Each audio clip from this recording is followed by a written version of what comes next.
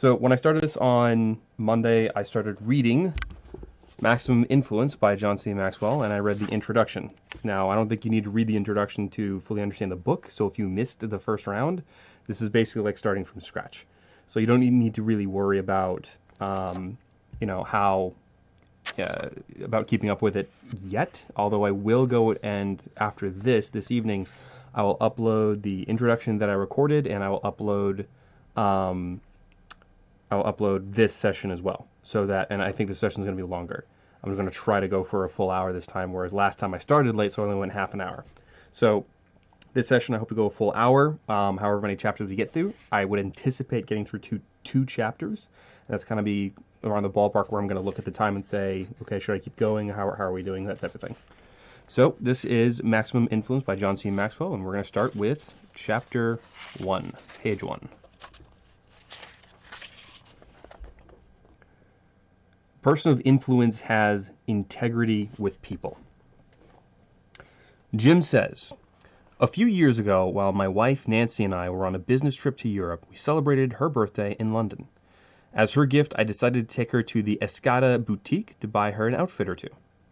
She tried on a number of things and liked all of them, and while she was in the dressing room trying to decide which one to pick, I told the salesperson to wrap up the whole lot of it. Nancy tried to protest. She was embarrassed to buy so many things at one time, but I insisted. We both knew she'd get good use out of the clothes. A couple of days later, we took the long flight out of Heathrow Airport in London to San Francisco International Airport. After we landed, we got in line for the inevitable customs check. When they asked what we had to declare, I told them that about the clothes Nancy had bought and the amount that we had spent. What? The agent said, you're declaring clothes? He read the figure that we'd written and said, you've got to be kidding. I'll have to get my supervisor. Nobody declares clothes. He looked frustrated. Go ahead and pull everything out and sort it according to what it's made of. It must have taken us a good 45 minutes to sort everything out and tally up how much we'd spend on each type of item. The duty turned out to be quite a bit, about $2,000. As we were putting everything back into our suitcase, the agent said, you know what? I think I know you. Aren't you Jim Dornan? Yes, I answered. I'm sorry, have we met before? I didn't recognize him. No, he said, but I've got a friend who's in your organization. Networked 21, right? That's right, I said. I've seen your picture before, you know. The agent said, my friend has been telling me that I'd really benefit from connecting with your organization, but I haven't really listened. Now I'm thinking I should reconsider. He might be right after all. See, most people I see every day try to get all kinds of things through customs without paying duty. But you guys, you're declaring stuff you could have gotten through with no problem. That's sure a lot of money you could have saved. That may be true, answered Nancy, but I can spare the money for customs a lot more than I can spare not having a clear conscience. As we stood in line that day, it didn't even occur to Nancy or me that anyone here might know us. And I think that is what a lot of people think as they cut corners in life. Who will ever know, they say to themselves. But the truth is that other people know. Your spouse, children, friends, business associates all know. And more important, even if you cover your tracks really well, and they don't know what you are up to, you do. And you don't want to give away or sell your integrity for any price. Genuine integrity is not for sale. You can see character issues coming up in every aspect of life. Years ago, for example, financier Ivan Boesky openly described greed as a good thing while speaking at the UCLA's business school. That flawed thinking soon got him into trouble. When his unethical practices on Wall Street came to light, he was fined $100 million and sent to prison for 3 years. Just about everywhere you look, you see examples of moral breakdowns. TV preachers fall morally, mothers drown their children. Professional athletes are found with drugs and prostitutes in hotel rooms. The list keeps growing. It seems that many people view integrity as an outdated idea, something expendable or no longer applicable to them in our fast-paced world. But the need for integrity today is perhaps as great as it ever has been, and it is absolutely essential for anyone who desires to become a person of influence. In his best-selling book, The 7 Habits of Highly Effective People, a great book that I've read that I highly recommend, Stephen Covey wrote about the importance of integrity to his person's success. If I try to use human influence strategies and tactics of how to get other people to do what I want to work better, to be more motivated, to like me and each other, while my character is fundamentally flawed, marked by duplicity or insincerity, then in the long run I cannot be successful. My duplicity will breed distrust, and everything I do, even so-called good human relations techniques, will be perceived as manipulative. It simply makes no difference how good the rhetoric is, or even how good the intentions are. If there is little or no trust, there is no foundation for permanent success. Only basic goodness gives life to technique. Integrity is about the small things. As important as integrity is to your business success, it's even more critical if you want to become an influencer. It is the foundation upon which many other qualities are built, such as respect, dignity, and trust. If the foundation of integrity is weak or fundamentally flawed, then being a person of influence becomes impossible. As Cheryl Bale points out, one of the realities of life is that if you can't trust a person at all points, you can't truly trust him or her at any point. Even people who are able to hide their lack of integrity for a period of time will eventually experience failure, and whatever influence they have temporarily gained will disappear. Think of integrity as having benefits similar to that of a house's foundation during a huge storm. If the foundation is sound, then it will hold up against the raging waters. But when there are cracks in the foundation, the stress of the storm deepens the cracks until eventually the foundation and then the whole house crumbles under the pressure. That's why it's crucial to maintain integrity by taking care of the little things. Many people misunderstand that. They think they can do whatever they want when it comes to the small things because they believe that as long as they don't have any major lapses, they're doing well. But that's not the way it works. Webster's New Universal Unabridged Dictionary describes integrity as adherence to moral and ethical principles, soundness of moral character, honesty. Ethical principles are not flexible. Theft is theft, whether it's $1, $1,000, or $1 million. Integrity commits itself to character over personal gain, to people over things, to service over power, to principle over convenience, and to a long view over the immediate. Developing and maintaining integrity require constant attention. Josh Weston, Chairman and CEO of Automatic Data Processing Incorporated, says, "I've always tried to live with the following simple rule. Don't do what you wouldn't feel comfortable reading about in the newspapers the next day." That's a good standard that all of us should keep. Integrity is an inside job. One of the reasons many people struggle with integrity issues is they tend to look outside themselves to explain any deficiencies in character. But the development of integrity is an inside job. Take a look at the following 3 truths about integrity that go against common thinking. Number 1, integrity is not determined by circumstances.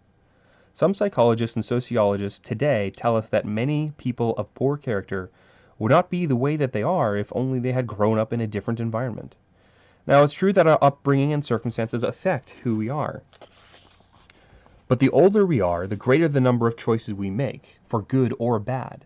2 people can grow up in the same environment, even in the same household, and one will have integrity and the other won't. Ultimately, you are responsible for your choices. Integrity is not based on credentials. In ancient times, brickmakers, engravers, and other artisans used a symbol to mark the things they created to show that they were the makers. The symbol that each one used was his character. The value of the work was in proportion to the skill with which the object was made, and only if the quality of the work was high was the character esteemed. In other words, the quality of the person and his work gave the value to his credentials. If the work was good, so was the character. If it was bad, then the character was viewed as poor. The same is true for us today. Character comes from who we are. But some people would like to be judged not by who they are, but by the titles they have earned or the position they hold, regardless of the nature of their character. Their desire is to influence others by the weight of their credentials rather than the strength of their character. But credentials can never accomplish what character can. Look at the differences between the two. Credentials are transient, but character is permanent. Credentials turn the focus to rights, but character keeps the focus on responsibilities. Credentials add value to only one person, but character adds value to many people. Credentials look to past accomplishments, and character builds a legacy for the future. Credentials often evoke jealousy in others, but character generates respect and integrity. Credentials can only get you in the door, but character keeps you there. No number of titles, degrees, offices, designations, awards, licenses, or other credentials can substitute for basic, honest integrity when it comes to the power of influencing others. Integrity is not to be confused with reputation. Certainly, a good reputation is valuable. King Solomon of ancient Israel stated, "A good name is more desirable than great riches." But a good reputation exists because it is a reflection of a person's character. If a good reputation is like gold, then having integrity is like owning the mine. Worry less about what others think and give your attention to your inner character. D.L. Moody wrote, "If I take care of my character, my reputation will take care of itself." If you struggle with maintaining your integrity and you're doing all the right things on the outside, but you're still getting wrong results, something is wrong and still needs to be changed on the inside. Look at the following questions. It may help you nail down the areas that may need attention. Questions to help you measure your integrity. How well do I treat people from whom I can gain nothing? Am I transparent with others? Do I role play based on the persons I'm with?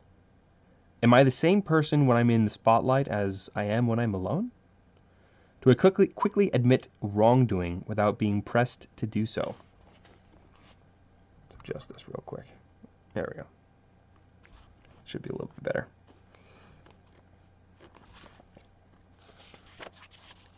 Number 6, do I put other people ahead of my personal agenda? 7, do I have an unchanging standard for moral decisions, or do circumstances determine my choices? 8, do I make difficult decisions even when they have a personal cost attached to them? 9, when I have something to say to people, do I talk to them or about them? Number 10, am I accountable to at least one other person for what I think, say, and do?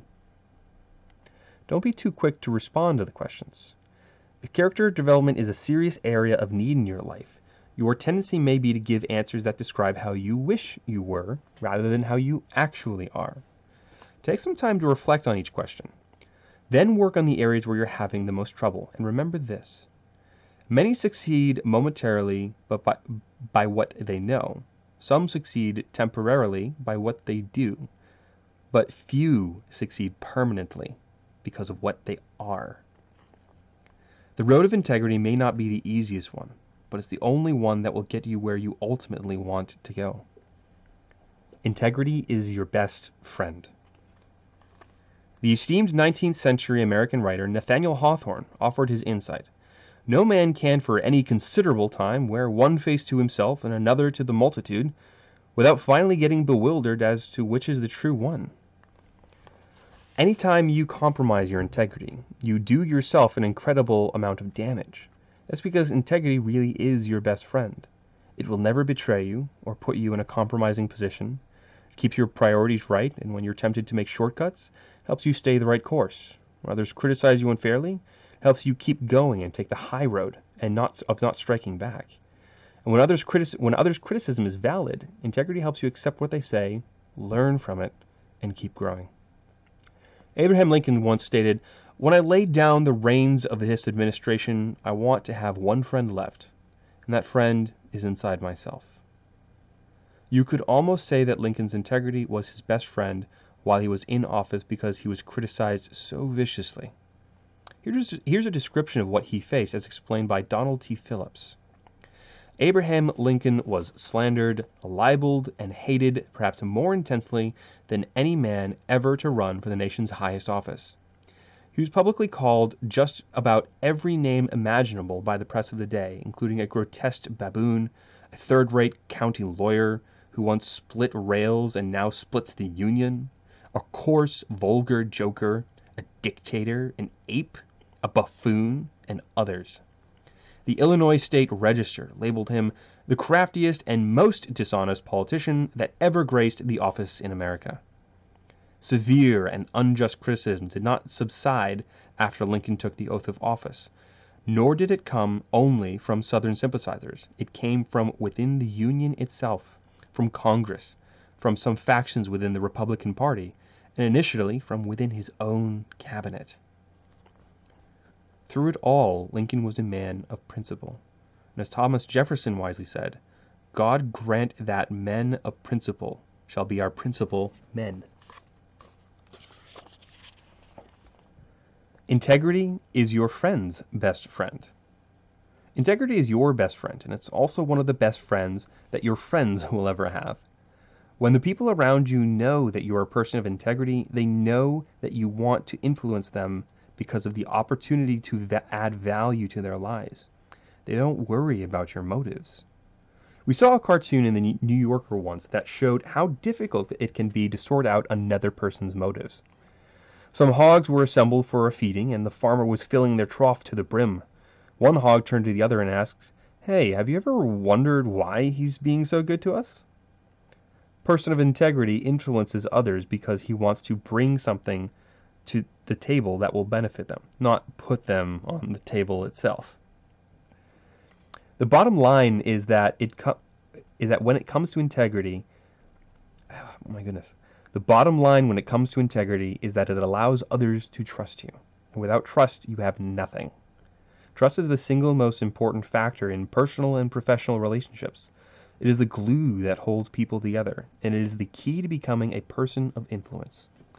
Trust is an increasingly rare commodity these days. People have become increasingly suspicious and skeptical. Bill Keynes expressed the feelings of a whole generation when he wrote, "We thought we could trust the military, but then came Vietnam. We thought we could trust the politicians, but then came Watergate. We thought we could trust the engineers, but then came the Challenger disaster. We thought we could trust the broker, but then came Black Monday. We thought we could trust the preachers, but then came PTL and Jimmy Swaggart. So who can I trust?" At one time, you could assume that others would trust you until you gave them a reason not to. But today, with most people, you must prove your trustworthiness first. That's what makes integrity so important if you want to become a person of influence. Trust comes from others only when you exemplify solid character. People today are desperate for leaders, but they want to be influenced by individuals they can trust. Persons of good character. If you want to become someone who can positively influence other people, you need to develop the following qualities of integrity and live them out every day. Model consistency of character. Solid trust can develop only when people can trust you all the time. Employ honest communication. To be trustworthy, you have to be like a good musical composition. Your words and music must match. Value transparency. People eventually find out about your flaws, even if you try to hide them. But if you're honest with people and admit your weaknesses, they will appreciate your honesty and integrity, and they will be able to relate to you better. Exemplify humility. People won't trust you if they see that you are driven by ego, jealousy, or the belief that you are better than they are. Demonstrate your support of others. Nothing develops or displays your character better than your desire to put others first. As our friend Zig Ziglar says, help enough other people to succeed and you will succeed also. Excuse me. Fulfill your promises. Never promise anything you can't deliver. And when you say you'll do something, follow through it. A sure way to break trust with others is to fail to fulfill your commitments. Embrace an attitude of service. We have been put on this earth not to be served, but to serve. Giving of yourself and your time to others shows that you care about them. Missionary physician Sir Wilfrid T. Grenfell held that the service we render to others is really the rent we pay for our room on this earth. People of integrity are givers, not takers. Encourage two-way participation with people you influence. When you live a life of integrity, people listen to you and follow you. Always remember that the goal of influence is not manipulation, it's participation. Only as you include others in your life and success do you permanently succeed. It has been said that you don't really know people until you have observed them interact with a child. When the car has a flat tire, when the boss is away, when you think no one will ever know. But people with integrity never have to worry about that. No matter where they are, who they're with, or what kind of situation they find themselves in, they are consistent and live by their principles. The benefit of trust is influence. When you earn people's trust, you begin to earn their confidence. And that is one of the keys to influence. President Dwight D. Eisenhower expressed his opinion on the subject this way. In order to be a leader, a man must have followers. And to have followers, a man must have their confidence. Hence, the supreme quality for a leader is unquestionably integrity. Without it, no real success is possible. No matter whether it is on a section gang, a football field, in the army, or in an office, if a man's associations find that he lacks forthright integrity, he will fail. His teachings and actions must square with each other. The first great need, therefore, is integrity and high purpose. When people begin to trust you, your level of influence increases. And that's when you will be able to start impacting their lives. But it's also the time to be careful because power can be a dangerous thing. Excuse me. In most cases, those who want power probably shouldn't have it. Those who enjoy it probably do so for the wrong reasons. Those who want it most and those who want most to hold on to it don't understand that it's only temporary. As Abraham Lincoln said, nearly all men can stand adversity, but if you want to test a man's character, give him power. Keep your ambition in check and to keep your ambition in check and the focus of your influence on helping and serving others, periodically ask yourself this question. If the whole world followed me, would it be a better world? Become a person of integrity. In the end, you can bend your actions to conform to your principles, or you can bend your principles to conform to your actions. It's a choice that you have to make. If you want to become a person of influence, then you had better choose the path of integrity, because all other roads ultimately lead to ruin. To become a person of integrity, you need to go back to the fundamentals. You may have to make some tough choices, but they'll be worth it.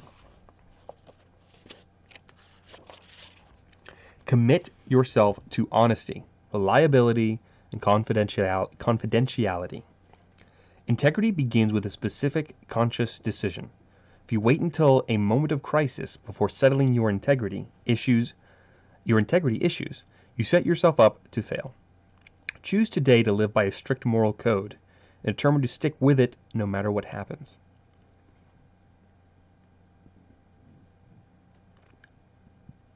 Decide ahead of time that you don't have a price. President George Washington perceived that few men have the virtue to withstand the highest bidder. Some people can be bought because they haven't settled the money issue before the moment of temptation. The best way to guard yourself against a breach in integrity is to make a decision today that you won't sell your integrity, not for power, revenge, pride, or money. Any amount of money. Major in the minor things. The little things make or break us. If you cross the line of your values, whether it's to by an inch or by a mile, you're still out of bounds. Honesty is a habit you ingrain by doing the right thing all the time, day after day, week after week, year after year. If you consistently do what's right in the little things, you are less likely to wander off the course morally or ethically. Each day, do what you should do before you do what you want to do. The big part of integrity is following through consistently on your responsibilities. Our friend Zig Ziglar says, when you do the things that you have to do, when you have to do them, the day will come when you can do the things that you want to do, when you want to do them. Swiss philosopher and writer Henry Frederick Amiel maintained, "The man who has no inner life is the slave of his surroundings." Slaves is the right term to describe people who lack integrity because they often find themselves at the whim of their own and others' changing desires. But with integrity, you can experience freedom. Not only are you less likely to be enslaved by the stress that comes from bad choices, debt, deceptiveness, and other negative character issues, but you are free to influence others and add value to them in an incredible way. And your integrity opens the door for you to experience continued success. Influence checklist. Having integrity with people. Commit yourself to develop strong character. In the past, have you made it a practice to take full responsibility for your character? It's something that you need to do in order to become a person of influence. Set aside the negative experiences that you've had, including difficult circumstances and people who have hurt you. Forget about your credentials or the reputation you've built over the years. Strip all that away and look at what's left. If you don't see solid integrity in yourself, make the commitment to change today. Read the following statement, then sign the line below. I commit myself to being a person of character. Truth, reliability, honesty, and confidentiality will be the pillars of my life. I will treat others as I expect to be treated. I will live according to the highest standards of integrity amid all life circumstances. Do the little things. Spend the next week carefully monitoring your character habits. Make a note to yourself each time you do any of the following. You don't tell the whole truth. You neglect to fulfill a commitment, whether it's promised or implied. You leave an assignment uncompleted. Talk about something that you might have been expected to keep in confidence. Do what you should do before you do what you want to do. Every day this week, find 2 items on your to-do list that you should do, but you've been putting off. Complete these tasks before doing anything on the list that you enjoy. All right. That was chapter 1, and I'm going to read chapter 2, but I need a water break. I need to bring water to these things because towards the end there my throat was tickling. So I'm going to leave a few minutes right now, and I'm just going to kind of talk about the chapter, and I'd like to open it up for comments if you're on the stream. I'd love to hear from you, and maybe we can kind of discuss what we just read. If you have any thoughts or ideas, I'd love to hear them. So I'm going to go get water, and I'll be right back. Whoa. If I can get out of this without killing myself. Okay, I'm out. Got a seltzer over here.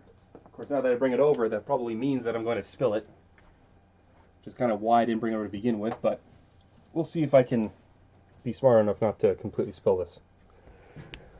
I'll have to put it in a spot where it'll be safe if I do spill it.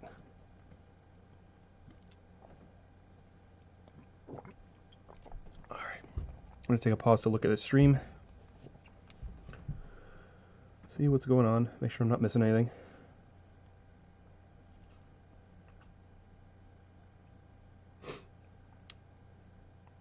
See that some people are here. Thank you for joining us, and I'm going to continue on to chapter 2 if you guys are still interested.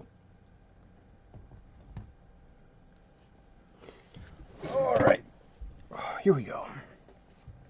Get myself all set up for round 2.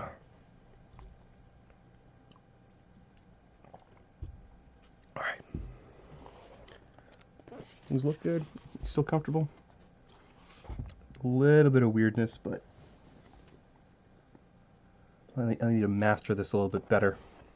The whole green screen thing is still new and different to me. But let's adjust this just a hair, just a little bit, just a touch.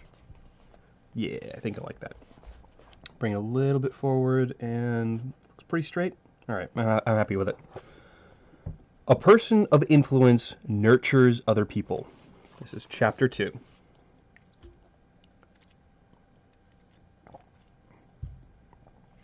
Jim says, several years ago, Nancy and I decided that we wanted to help our son Eric become a little bit more independent. In general, he does really well. In fact, he participates in many activities that someone who does not use a wheelchair never gets to. But we thought he'd enjoy taking another step in his personal development. So we looked into something I've heard about called Canine Companions for Independence. an organization that matches specially trained dogs to people with disabilities. CCI has been around for more than 30 years and has offices all around the country, including one in Oceanside, California. That's just a short drive from San Diego. So one Saturday morning, we piled into the car and went up to the coast to check it out. Eric was very excited as we got up there and toured the training facility. We met with a few staff members and we saw a lot of great dogs. We found out that these animals spend the first year of their lives in the homes of volunteers who raise them and teach them basic obedience and socialization skills. When the dogs are moved to a CCI center where they live and are given specialized training by staff members for the next 8 months, they learn how to become working companions to just about every kind of person with disabilities other than blindness. The dogs learn how to open doors, carry objects, and do things like that. Some are trained to help people who are hearing impaired, and they learn to signal their owners with a phone or doorbell rings. A baby cries, a smoke alarm goes off, and so forth. Once a dog is fully trained, it's matched to a new owner, and the two of them go through a kind of boot camp to learn how to work together. Eric loved the idea of getting a dog, and we applied to receive one that would match his needs. For the next several weeks we waited, and not a day went by when Eric didn't talk about it. Finally, one afternoon, we received a call from CCI telling us that they had a dog for Eric, and the next morning, we took off again to Oceanside. Eric fell in love with Sable immediately. She was an energetic golden retriever who was a little over a year and a half old. The two of them went through boot camp and learned how to work together. Sable could turn lights off and on for Eric, accompany him to the store with money and carry his purchases back for him, and do a bunch of other things. As boot camp was coming to a close, one of the trainers sat down with Eric and talked with him. He said, "Eric, no matter what else you do or don't do with Sadie, be sure of one thing. You have to be able to be the one who feeds her. That's very important. It's the only way to be sure that she will bond with you and look at you as her master." For Eric, giving the dog love and affection was easy. He enjoyed petting and grooming her. But it was harder for him to learn how to take charge. He was a pretty docile personality, but in time he learned to feed her, and it eventually became his favorite part of their routine. Feeding a dog is the best way to create a relationship with her. It not only provides what the dog needs, giving her life and strength, but also teaches her to trust and follow you. And in most cases, when you do the feeding, the care you give is returned with loyalty, obedience, and affection.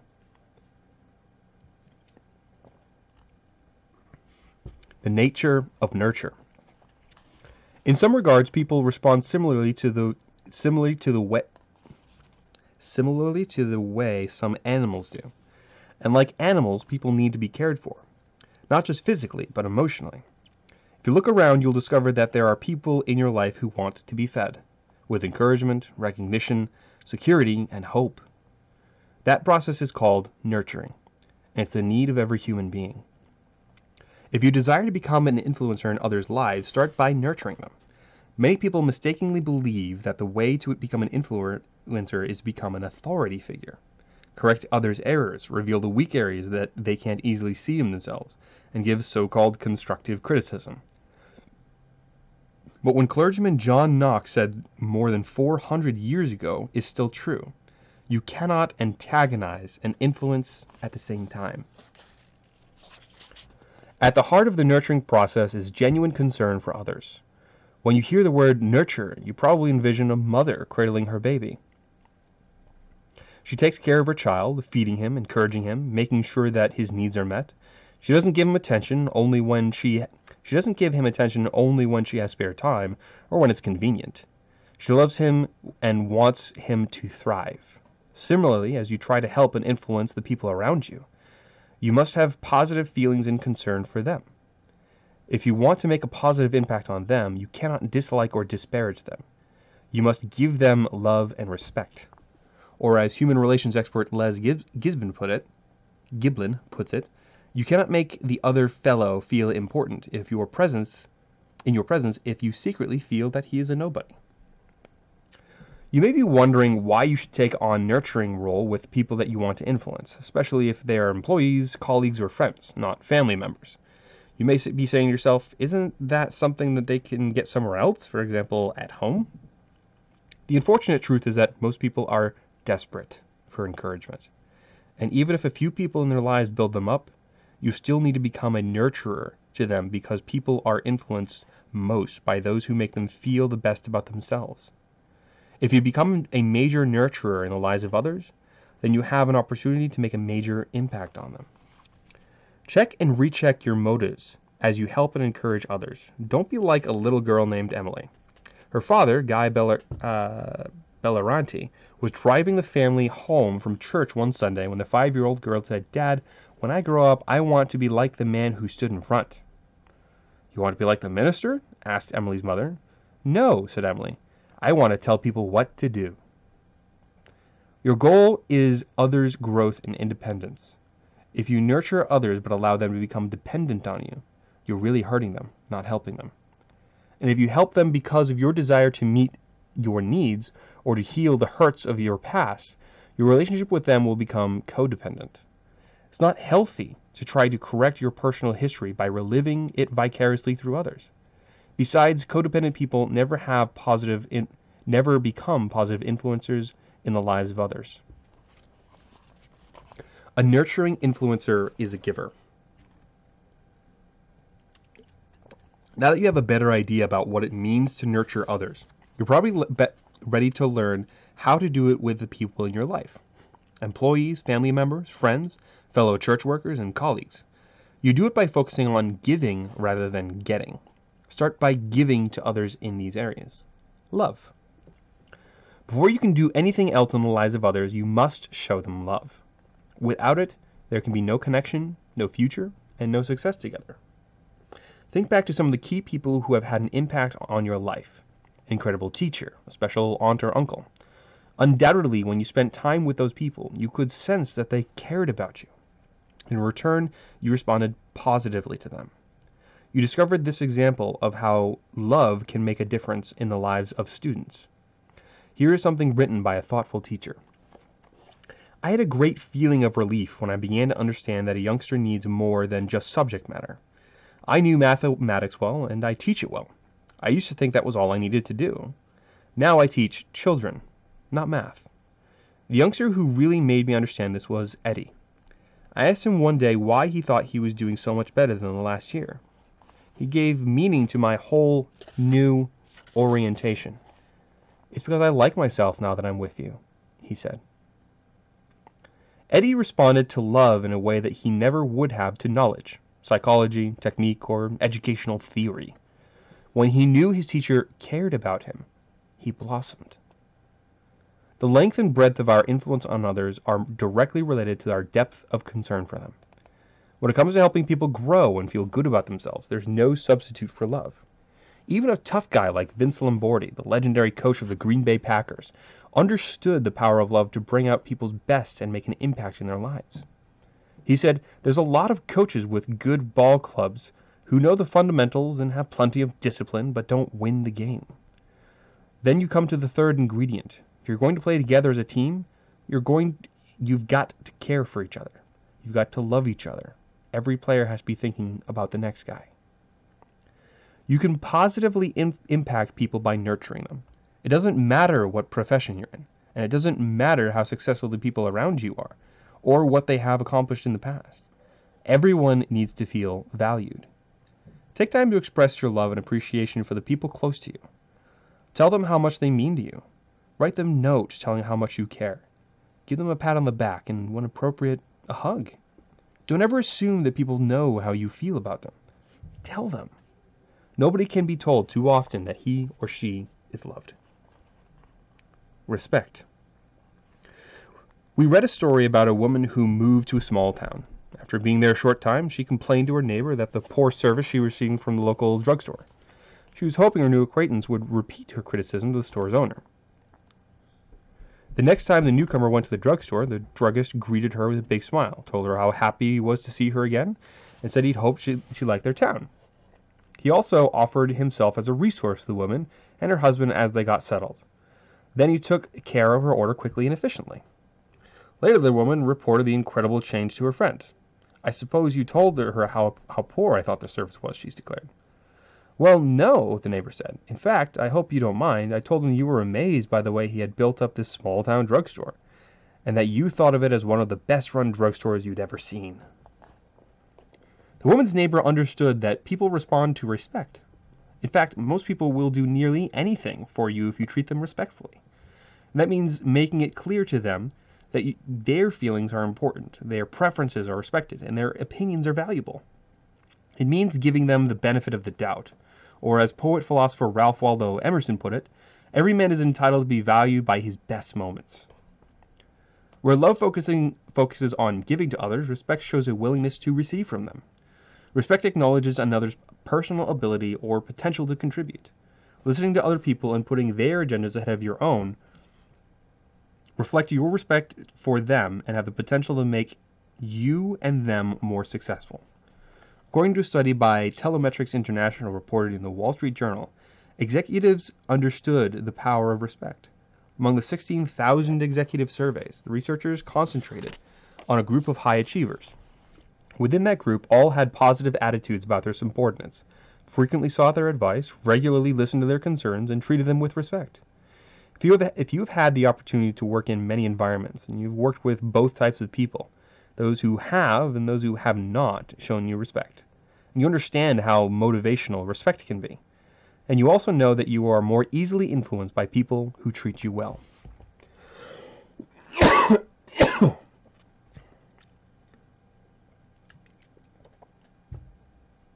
All right.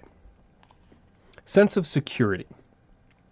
Another important part of nurturing is giving people a sense of security. People are reluctant to trust you and reach their potential when they're worried about whether they're safe with you. But when they feel secure, they are in a position to respond positively and do their best. Virginia Arcastle remarked, "When people are made to feel secure and important and appreciated, it will no longer be necessary for them to whittle down others in order to seem bigger by comparison." Part of making people feel secure comes from integrity, which we talked about in the previous chapter. People feel secure with you when your actions and words are consistent and conform to a high moral code that includes respect. Former Notre Dame head football coach Lou Holtz addressed that issue when he said, "Do what's right, do the best you can, and treat others the way that you want to be treated, because they will ask 3 questions. 1, can I trust you? 2, are you committed? And 3, do you care about me as a person?" People desire security not only from you, but also from their environment. Good leaders recognize this and create an environment where people can flourish. Not until people can completely trust you will you be able to positively influence them and have an impact on their lives. Recognition. A too common mistake, especially among leaders in the marketplace, is failure to share recognition and show appreciation to others. For example, J.C. Steele did an analysis of workers in America and found that the number one cause of dissatisfaction among employees was their superiors' failure to give them credit. It's difficult for people to follow someone who doesn't appreciate them for who they are and what they do. As a former Secretary of Defense and World Bank President Robert McNamara said, "Brains are like hearts, and they go where they're appreciated." Recognition is greatly appreciated by everyone, not just people in business and industry. Even a little bit of recognition can go an incredibly long way in a person's life. For example, we read a story by Helen P. Morosla, a teaching nun. She told about her experience with Mark Eklund, a student that she had taught in 3rd grade and then again in junior high math.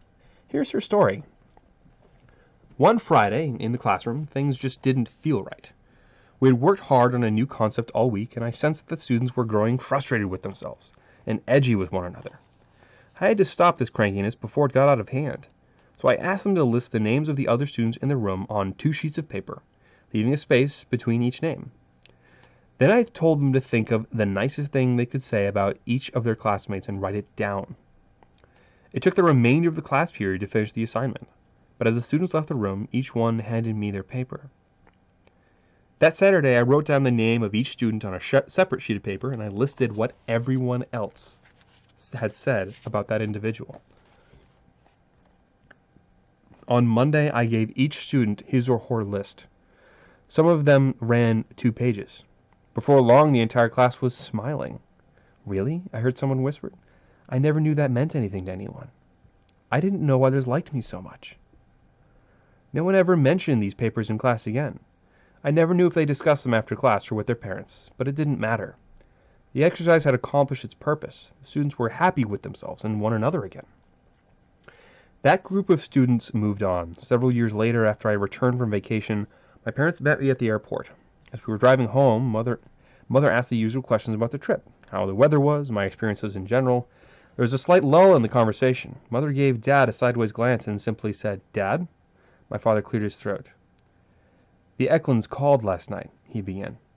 "Really?" I said. "I haven't heard from them for several years. I wonder how Mark is." Dad responded quietly. "Mark was killed in Vietnam," he said. "The funeral is tomorrow.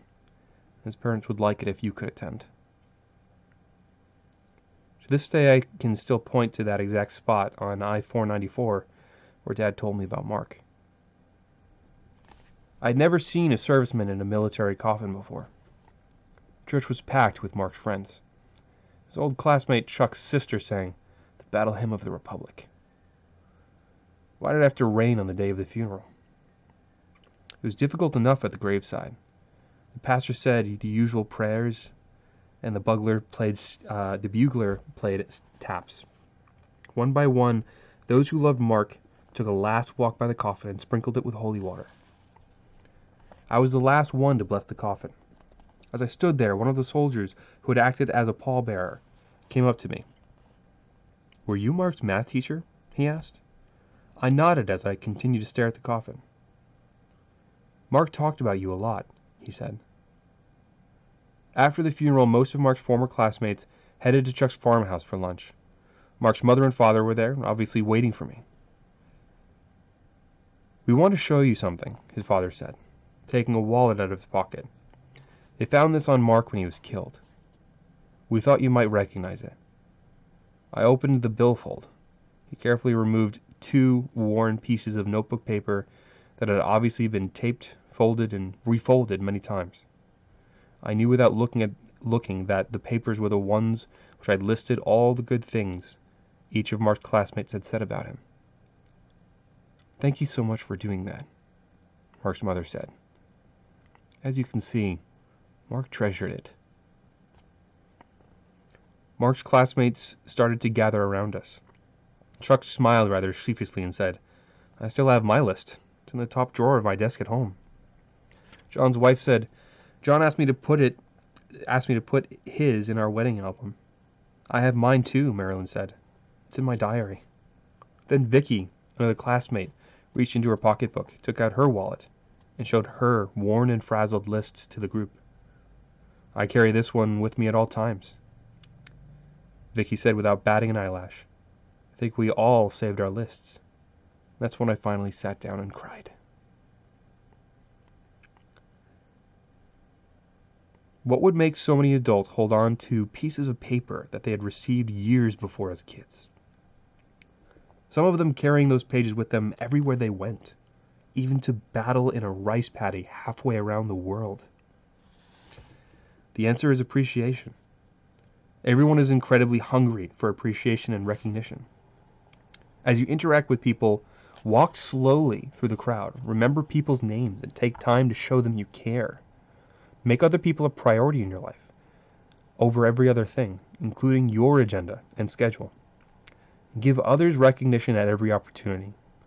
It will build them up and motivate them. It will make you a person of significant influence in their lives. Encouragement. An experiment was conducted years ago to measure people's capacity to endure pain. Psychologists measured how long a barefooted person could stand in a bucket of ice water. They found that one factor made it possible for some people to stand in the ice water twice as long as others. Can you guess what that factor was? It was encouragement. When another person was present, giving support and encouragement, the sufferers were able to endure the pain much longer than their unencouraged counterparts. Few things help a person the way encouragement does. George M. Adams calls it oxygen to the soul. The ability to influence is a natural byproduct of encouragement. Benjamin Franklin wrote a letter to Naval Commander John Paul Jones. "Hereafter, if I shall observe an occasion to give your officers and friends a little bit more praise than there is due, and confess more fault than you can justly be charged with, You will only become the sooner for it, a great captain. Jones eventually learned the lesson. He eventually became the hero of the American Revolution and later achieved the rank of Rear Admiral in the Russian Navy. Just as encouragement makes others want to follow you, withholding praise and encouragement has the opposite effect. We read an account of Dr. Maxwell Maltz that shows the incredible negative impact a person can have when he doesn't encourage persons close to him. Maltz described a woman who came to his office seeking help. Evidently, her son had moved from her home in the Midwest to New York, where Maltz had his practice. When their son was only a boy, the woman's husband died, and she ran his business, hoping to do so only until the son could become old enough to take over. But when the son became old enough, he didn't want to be involved with it. Instead, he wanted to go to New York and study. She came to Maltz because she wanted him to find out why her son had behaved that way. A few days later, the son came to Maltz's office explaining that his mother had insisted on the visit. "I love my mother," he explained, "but I've never told her why I had to leave home. I've just never had the courage, and I didn't want to make her unhappy. But you see, doctor, I didn't want to take over what my father started. I wanted to make it on my own." "That's very admirable," Maltz said to him, "but what do you have against your father?" "My father was a good man and worked hard, but I suppose I resented him," he said. "My father came up the hard way, and he thought he should be tough on me. I guess he wanted to build self-reliance in me or something. When I was a boy, he never encouraged me. I can remember playing catch with him out in the yard. He'd pitch, I'd catch. We had a game to see if I could catch 10 balls in a row, and doctor, he'd never let me catch the 10th ball. He'd throw 8 or 9 to me, but always threw the 10th ball into the air, or into the ground, where I couldn't catch it." The young man paused for a moment and said, "He would never let me catch the 10th ball. Never. I guess I had to leave home and the business he started because I wanted to somehow catch the 10th ball." Lack of encouragement can hinder a person from living a healthy, productive life. But when a person feels encouraged, he can face the impossible and overcome incredible adversity. And the person who gives the gift of encouragement becomes an influencer in his life.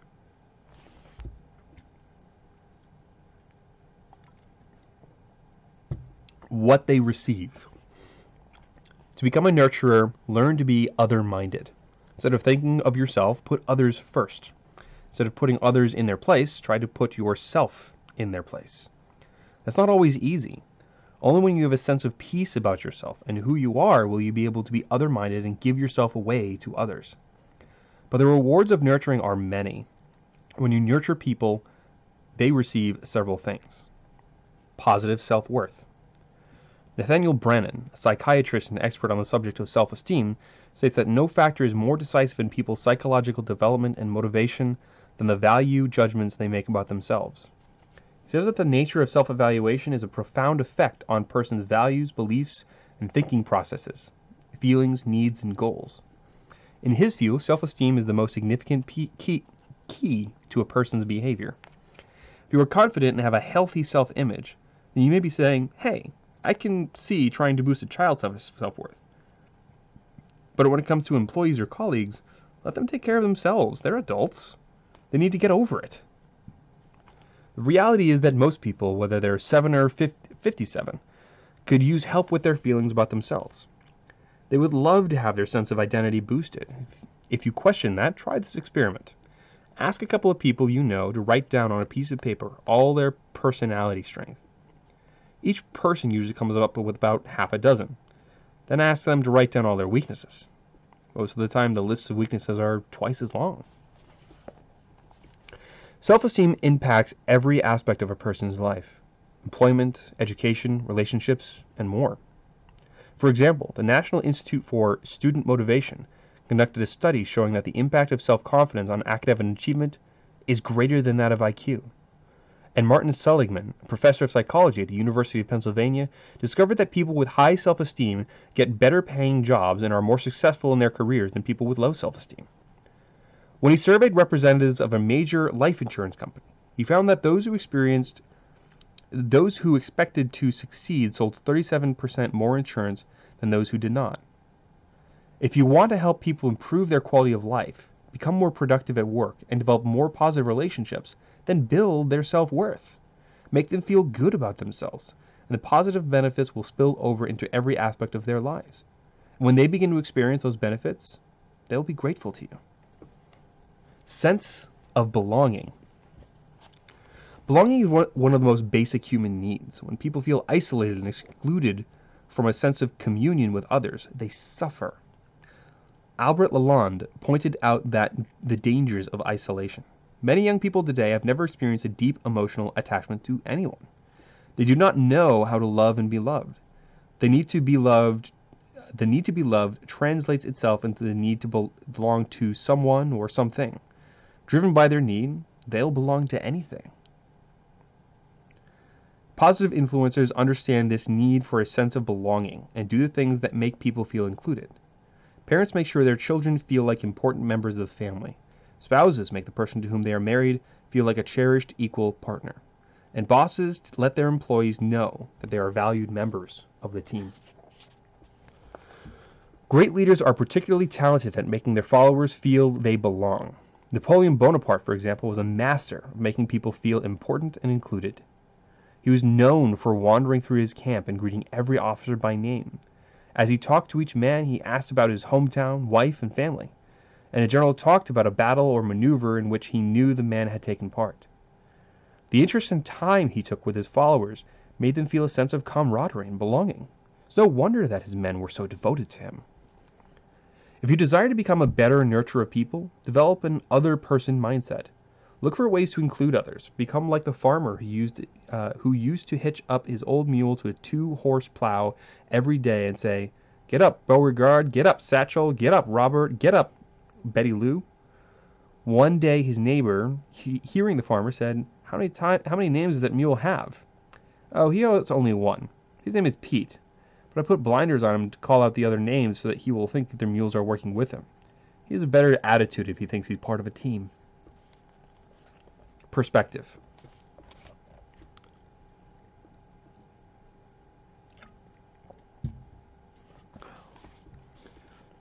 Another thing that people gain when they are nurtured is a better perspective on themselves. Most people receive more than their share of negative comments and criticism from others, so much that they sometimes begin to lose sight of their value. There's a telling example of this in A Touch of Wonder by Arthur Gordon. He relates the story of a friend who belonged to a club at the University of Wisconsin. It was comprised of several bright young men who had genuine talent for writing.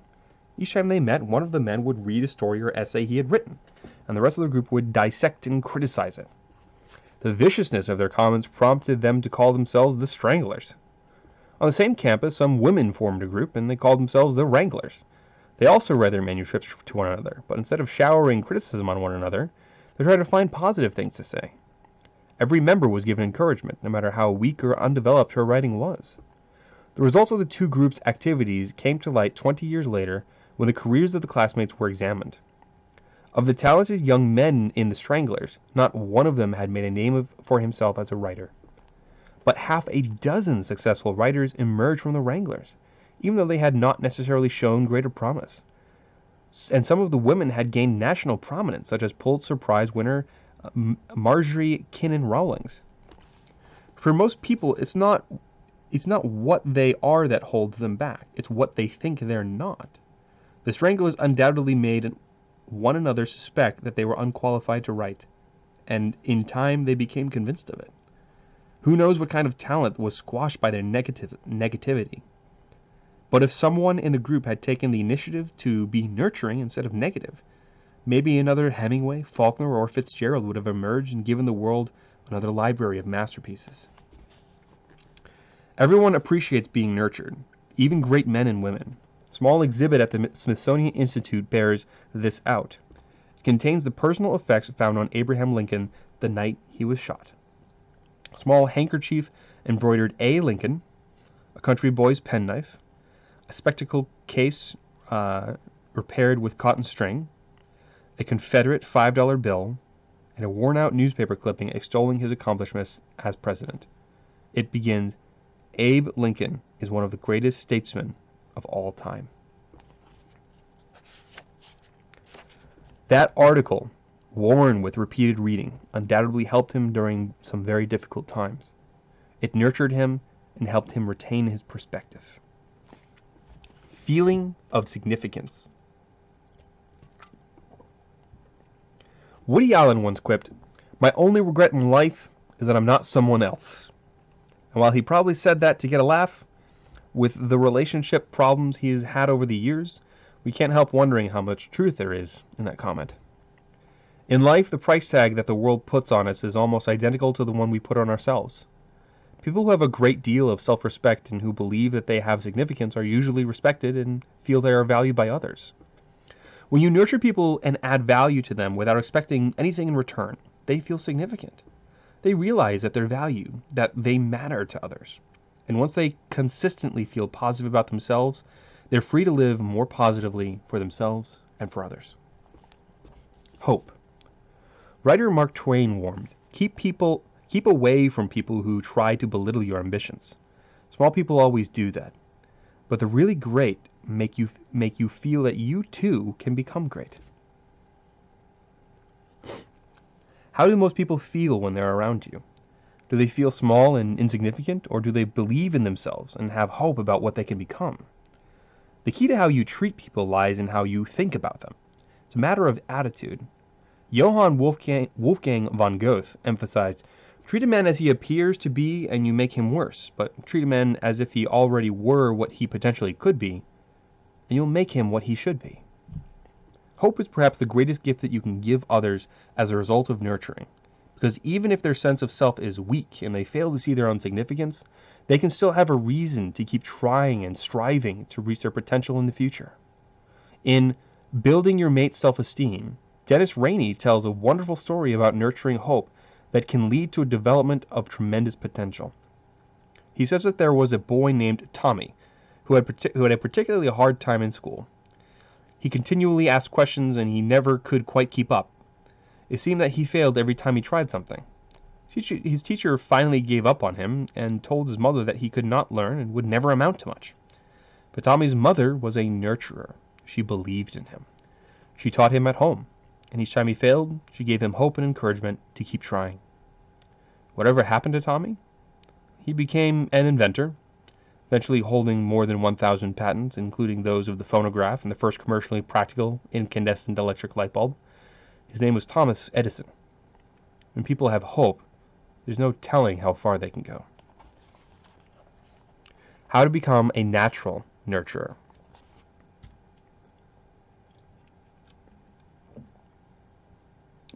Maybe you weren't born a nurturing person. Many people find it hard to be loving and positive to others, especially if the environment they grew up in wasn't particularly uplifting. But anyone can become a nurturer and add value to others. If you cultivate a positive attitude of other-mindedness, you too can become a natural at nurturing and enjoy the added privilege of influencing in the lives of others. Here's how you do it. Commit to them. Make a commitment to become a nurturer. Making a commitment to help people changes your priorities and your actions. Love for others always finds a way to help. Indifference to others finds nothing but excuses. Believe in them.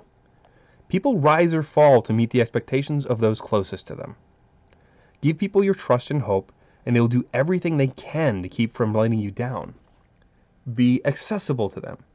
You can't nurture anyone from a distance. You can only do it up close. When you first start the process with people, you may need to spend a lot of time with them. But as they gain confidence in themselves and the relationship, they will require less personal contact. Until they reach that point, make sure they have access to you.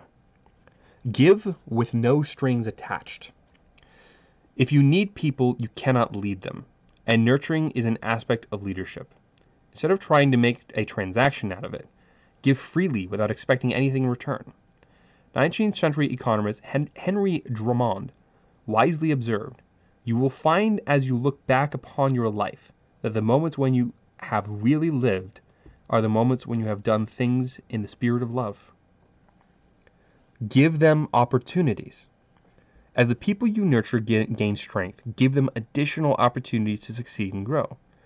You will continue to nurture them, but as time goes by, their actions and accomplishments will help them remain secure, respected, and encouraged. Lift them to a higher level. Your ultimate goal should always be to help people go to a higher level, to reach their potential. Nurturing is the foundation upon which they can begin the building process.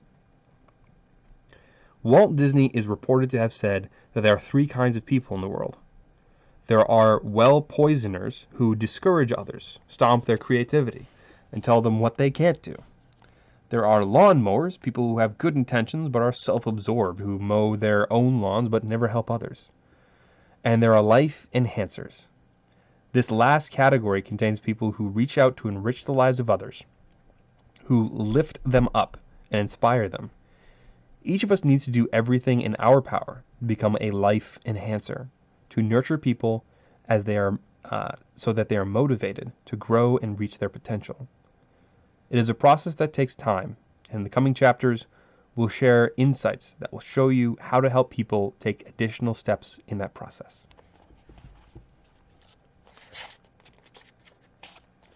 Influence checklist: nurturing other people. Develop a nurturing environment in your home, place of business, or church. Make it your goal to make the people around you feel loved, respected, and secure. To do that, commit to eliminating all negative criticism from your speech for 1 month, searching only for positive things to say to others. Give special encouragement. Pick 2 or 3 people to encourage this month. Send each person a short, handwritten note every week. Make yourself accessible to these people, and give of your time without expecting something in return. At the end of the month, examine your relationships with them for positive change. Rebuild bridges. Think of one person with whom you've tended to be negative in the past. It can be anyone, a colleague, a family member, or an employee, for instance. Go to that person and apologize for your past actions or remarks. Then find the quality you most admire about that person and tell him or her about it. During the following weeks, look for ways to build and strengthen the relationship. Oh.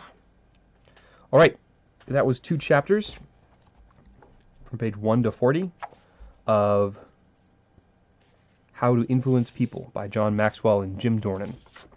So, how many chapters are there? I'm kind of curious now. So that was 2 chapters out of 10. So we are 1/5 of the way through the book, it would appear. Yeah, that was only about 160 pages. It's not that long. So about 160 pages. That feels like that's more of the book, isn't it? How's my math on this? 4 times 4 is 16? Yeah. So it's really 1/4 of the book in pages almost. So chapter 3, a person of influence has faith in people. That'll be for Friday. Friday I will read again at 7:30. If you enjoyed this time, I'd love to see you there on Friday as well. And yeah, that'll be it. Thanks for stopping by. I will be uploading the introduction, which I read 2 days ago, and I'll be uploading this read-through that I did just now to YouTube, I think, and I will post links to that somewhere in the stream so that that's accessible, so that you can go back and catch up if you want to. Let's kind of bring myself front and center here. Transition. There we go. So if you enjoyed this, do leave me some feedback. I'd love to hear if there's something I can improve or something I can fix. I need to go back and watch these myself and make sure I'm not making any heinous mistakes, which I could easily be doing. I don't know if this is enjoyable for anybody, but if nothing else, I'm reading a good book, and hopefully I'm growing myself from it. So, again, thank you for being here. I hope you enjoyed. And that's the end of the stream for right now.